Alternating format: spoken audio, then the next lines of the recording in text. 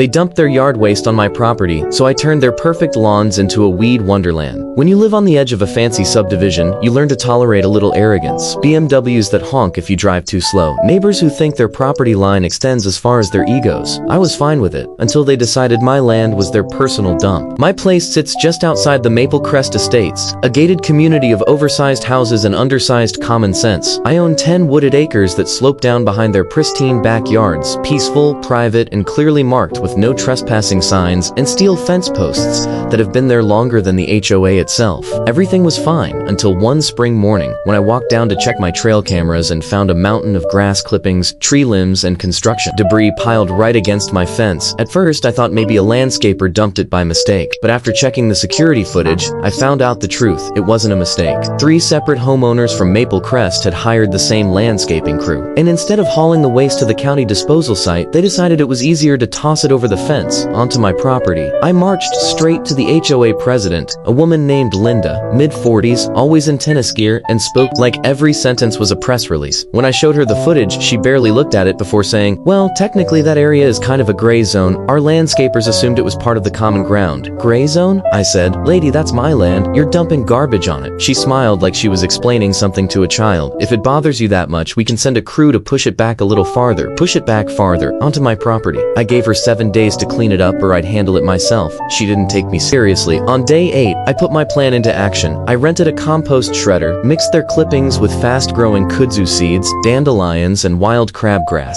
then used my tractor to redistribute the mixture evenly along the fence line, right up to the edge of their perfect backyards. See, kudzu grows like it's on steroids. In warm weather, it can climb a foot a day, and once it takes root, it's almost impossible to stop. Within 2 weeks, their picture-perfect lawn started looking like the Amazon. The HOA called me again, furious. "Your weeds are invading our yards," Linda snapped over the phone. "Not my weeds," I said. "They're growing on the same gray zone you mentioned." The next week, I got a letter from their lawyer demanding I remove all invasive plants encroaching on HOA property. I sent back photos from the county assessor's map clearly showing that the overgrown area was mine, right down to the inch. Then I filed a complaint with the county's Environmental Enforcement Division. Turns out, illegal dumping on private property is a big deal. When the inspector saw the footage and the debris pile, he issued $10,000 in fines to the landscaper and each homeowner who participated. The HOA tried to fight it, but the evidence was airtight. They had to pay for the cleanup, re-sod their ruined lawns, and hire an exterminator when the weeds brought in a healthy population of field mice. Meanwhile, my land looked better than ever. The composted material made my soil richer, and the new wild growth created a natural privacy wall so thick I couldn't even see their houses anymore. Hit like and subscribe for more stories where karma grows faster than weeds.